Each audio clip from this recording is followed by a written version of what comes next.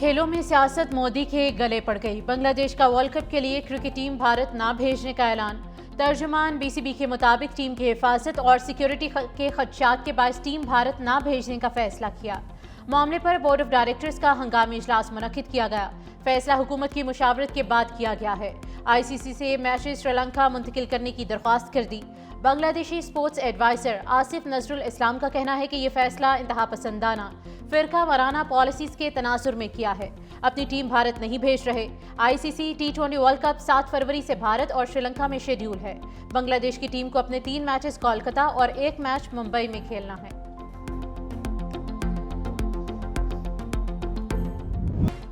Venezuela پر امریکی حملے کے خلاف امریکہ سمیت دنیا بھر میں احتجاج۔ سلامتی کونسل کا ہنگامی اجلاس کل طلب۔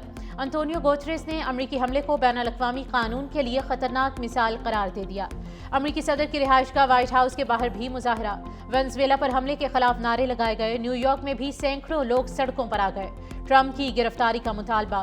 پیرس اور ایتھنز میں ہزاروں افراد کا مارچ۔ روم، اٹلی، ارجنٹینا اور کولمبیا میں امریکی جارحیت کے خلاف زبردست مظاہرے۔ چین نے صدر نکولس مادورو اور ان کی اہلیہ کو فوری رہا کرنے کا مطالبہ کر دیا۔ چینی وزارت خارجہ کا کہنا ہے کہ امریکہ وینزویلا کی حکومت کا تختہ الٹنے کی کوششیں بند کرے۔ امریکی کارروائی عالمی قوانین کی خلاف ورزی اور خطے کے امن و استحکام کے لیے خطرہ ہے۔ وینزویلا کے حمایتی ممالک کی بھی امریکی حملے کی مذمت۔ برطانوی وزیر اعظم کیئر سٹارمر نے کہا کہ برطانیہ وینزویلا حملے میں شامل نہیں۔ روس کا خطے میں پھیلتی کشیدگی روکنے کا مطالبہ۔ ایران، کیوبا، جنوبی کوریا اور کولمبیا کی حملوں کی مذمت۔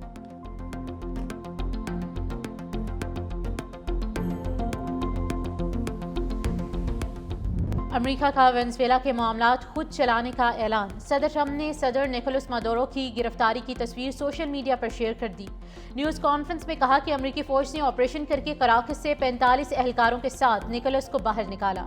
دوسری جنگ عظیم کے بعد ایسا حملہ نہیں دیکھا گیا۔ مادورو پر کرمنل چارجز، قاتل کے ذریعے منشیات امریکہ بھیجنے کا الزام لگا دیا۔ وینزویلا کے صدر نکولس مادورو اور اہلیہ نیو یارک میں ہیں۔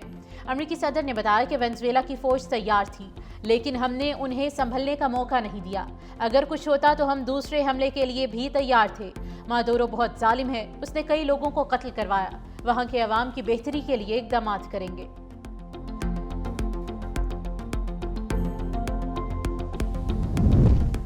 وینزویلا کی سپریم کورٹ نے نائب صدر کو عبوری صدر مقرر کر دیا۔ ڈیلسی روڈریگز نے عدالتی حکم پر صدارتی ذمہ داریاں سنبھال لی۔ عوام سے خطاب کیا، کہا وینزویلا کے واحد صدر نکولس مادورو ہی ہیں۔ وینزویلا کو کسی ملک کی کالونی نہیں بننے دیں گے۔ اپنے دفاع اور قومی خود مختاری کے تحفظ کے لیے ہر ممکن اقدام کریں گے۔ اپنے قدرتی وسائل پر کوئی بیرونی قبضہ قبول نہیں۔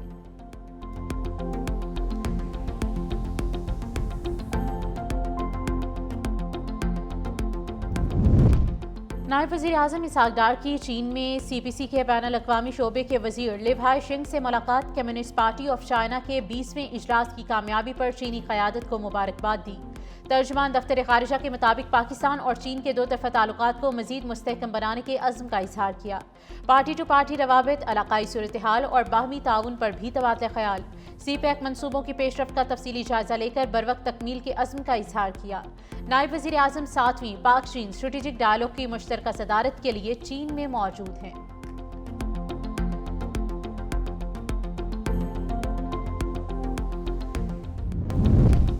تحریک تحفظ آئین پاکستان کا قومی کانفرنس میں شرکت سے انکار۔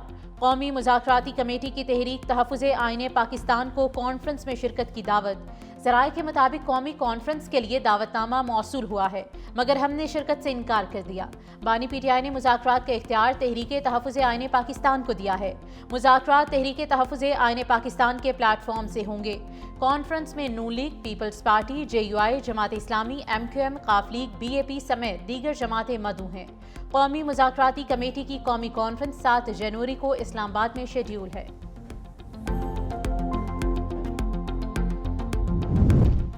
وزیر اعلیٰ KP سہیل آفریدی کی پنجاب اسمبلی آمد کے موقع پر ہنگامہ آرائی، تحقیقاتی رپورٹ تیار۔ تحقیقاتی کمیٹی کی رپورٹ میں پنجاب اسمبلی ملازمین اور عینی شاہدین کے بیانات قلم بند۔ غیر متعلقہ اور سزا یافتہ افراد کی اسمبلی میں داخلے اور سیکیورٹی ملازمین کو دھکے دینے کے واقعات کی تصدیق۔ ہلڑ بازی کرنے والوں کی ویڈیوز سے شناخت کر لی گئی۔ رپورٹ ضروری دستاویزات اور ثبوت کے ہمراہ IG پنجاب کو بھجوانے کا فیصلہ۔ ہنگامہ آرائی میں ملوث افراد کے خلاف قانونی کارروائی کی سفارش کی جائے گی۔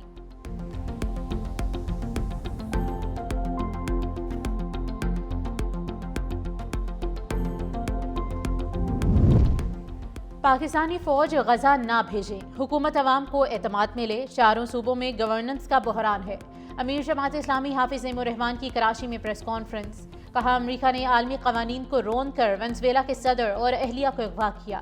اسرائیل فلسطین میں امریکی پشت پناہی سے قتل عام کر رہا ہے، پاکستانی حکومت کو امریکی ایجنڈے سے گریز کرنا چاہیے، کراچی کا پنجاب سے موازنہ نہ کیا جائے، سندھ حکومت نے 3400 ارب روپے ضائع کیے۔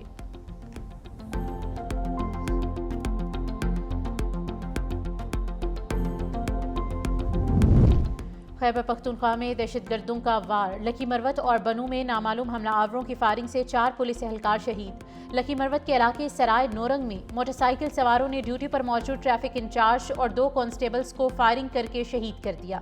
بنو میں ڈیوٹی پر جاتے ہوئے کانسٹیبل کو گولیوں کا نشانہ بنایا گیا۔ وزیر اعلیٰ خیبر پختونخوا اور گورنر کی دہشت گردی کے واقعے کی مذمت، سہیل آفریدی نے کہا کہ پولیس کی قربانیاں رائے گاہ نہیں جائیں گی، ملزمان کو قانون کے کٹہرے میں لائیں گے۔ صوبائی حکومت شہداء کے لواحقین کے شانہ بشانہ کھڑی ہے۔ گورنر فیصل کریم کنڈی نے کہا کہ عوام کے جان و مال کی حفاظت پر معمور پولیس اہلکاروں کو نشانہ بنانے والے کسی رعایت کے مستحق نہیں۔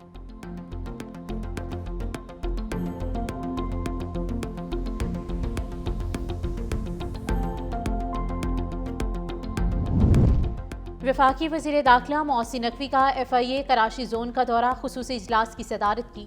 وزیر داخلہ نے FIA کراچی ساؤتھ زون کی کارکردگی کا جائزہ لیا، منی لانڈرنگ میں ملوث مافیا کے خلاف بھرپور کریک ڈاؤن اور بڑے منی لانڈرز کے خلاف کارروائی کا حکم دیا۔ حوالہ ہنڈی اور انسانی اسمگلنگ میں ملوث عناصر کے خلاف بلا امتیاز ایکشن، جعلی ادویات کے کاروبار میں ملوث عناصر کو قانون کی گرفت میں لانے کی ہدایت کر دی۔ انسانی وسائل کی کمی کو ترجیحی بنیادوں پر پورا کرنے، مسافروں کی سہولت کے لیے کراچی ایئرپورٹ پر سہولت سینٹر قائم کرنے کی بھی ہدایت کی۔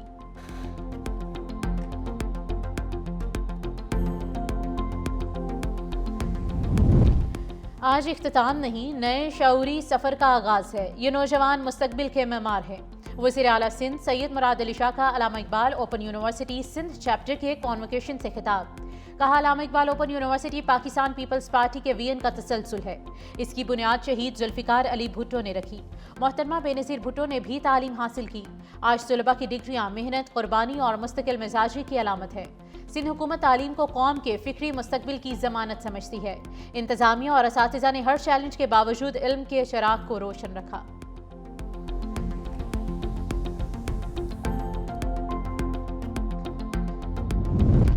پاکستان کسان اتحاد کا احتجاج 26 جنوری تک مؤخر کرنے کا اعلان، ملتان میں پریس کانفرنس کرتے ہوئے مرکزی صدر خالد محمود کھوکھر نے کہا کہ حکومت سے مذاکرات کے پیش نظر احتجاج مؤخر کر رہے ہیں۔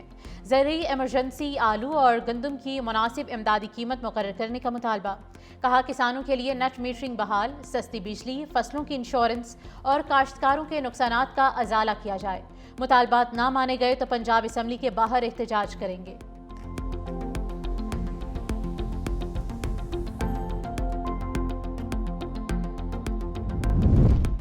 بالائی اور میدانی علاقوں پر شدید سردی کا راج، لیہ میں پارہ -11 ڈگری سینٹی گریڈ ریکارڈ کیا گیا، گوبس اور قلات میں -5 ریکارڈ، کوئٹہ میں -2، اسلام آباد اور پشاور میں 7، لاہور میں 9، کراچی میں درجہ حرارت 12 ڈگری سینٹی گریڈ رہا۔ ملک کے بیشتر حصوں میں موسم سرد اور خشک رہنے کا امکان ہے۔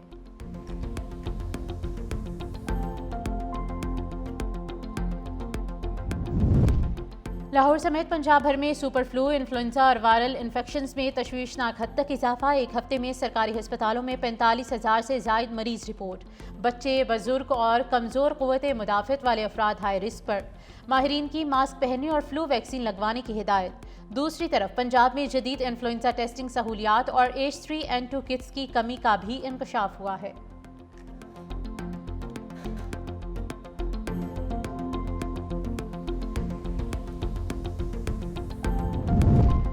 طالبان رجیم کے انسانیت سوز جرائم کا پردہ چاک، بھارتی سرپرستی کے بعد طالبان رجیم نے خطے اور ملک کو آگ میں دھکیل دیا، بین الاقوامی رپورٹس اور افغان جرائد کے انکشافات، طالبان کی جانب سے سابق فوجی اہلکاروں کو منظم طور پر نشانہ بنانے کا انکشاف، 29 صوبوں میں سے 123 سابق فوجی اہلکار بے دردی سے قتل ہوئے۔ 20 صوبوں میں 131 سابق فوجیوں کو گرفتار کر کے بدترین تشدد کا نشانہ بنایا گیا۔ رپورٹس کے مطابق متاثرہ خاندانوں کو میڈیا سے بات کرنے پر سنگین دھمکیاں دی گئی۔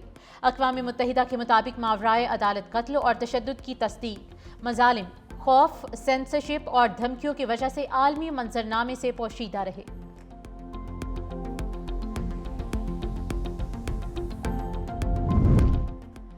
بھارت کو عالمی سطح پر فضائی ایوییشن میں شدید سبکی کا سامنا۔ نشے میں دھت ایئر انڈیا کا پائلٹ کینیڈا کے ہوائی اڈے پر گرفتار۔ کینیڈا کے ٹرانسپورٹ ریگولیٹر نے ایئر انڈیا سے تحقیقات کا مطالبہ کر دیا۔ میڈیکل ٹیسٹ ناکام ہونے پر سنگین حفاظتی خدشات کا اظہار۔ بھارت کے سول ایوییشن نے 4 پائلٹس کو وارننگ نوٹس جاری کیے۔ تکنیکی مسائل کے باوجود بوئنگ 787 کو پرواز کے لیے قبول کرنے کا الزام۔ اس سے پہلے 12 جون کو احمد آباد کے قریب ایئر انڈیا کا جہاز گر کر 274 ہلاکتوں کا باعث بنا تھا۔ عالمی ماہرین کے مطابق بھارت میں فضائی تحفظ کے مسائل انفرادی نہیں بلکہ انتظامی ناکامی کی علامت ہے۔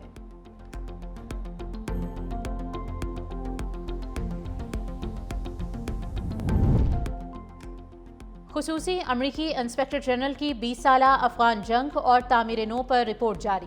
رپورٹ کے مطابق امریکہ نے 20 سال میں افغانستان کی تعمیر نو کے لیے 144.7 ارب ڈالر مختص کیے۔ افغان حکومتوں کی کرپشن اور امریکی انخلا کے بعد سیکیورٹی فورسز بکھر گئیں۔ 763 ارب ڈالر جنگی کارروائیوں پر خرچ کیے گئے۔ ہزاروں گھوسٹ ملازمین، 1,47,000 گاڑیاں، 4,27,300 ہتھیار، 162 طیارے فراہم کیے گئے۔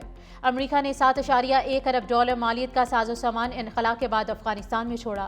انسداد منشیات اور اسٹیبلائزیشن پروگرام غیر مؤثر رہے۔ 2,450 امریکی فوجی ہلاک جبکہ 20,700 زخمی ہوئے۔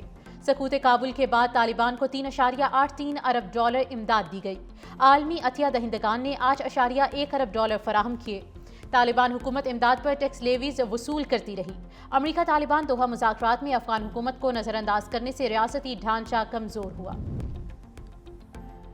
امریکہ سمیت یورپی ممالک میں شدید برفباری، درجہ حرارت -2 تک پہنچ گیا۔ شدید برفباری نے میدانوں اور پہاڑوں کو سفید چادر میں لپیٹ دیا۔ امریکی ریاستوں کیلیفورنیا اور مشیگن میں برفباری کے نتیجے میں متعدد گاڑیاں راستوں میں پھنس گئیں اور کئی برف کے نیچے دب گئیں، جس سے ٹریفک میں شدید رکاوٹیں پیدا ہوئیں۔ یورپ میں فرانس سمیت متعدد ممالک میں بھی برفباری کے باعث جھیلیں اور آبشاریں جم گئیں۔ سرسبز میدان اور پہاڑ سفید برف کی چادر میں چھپ گئے۔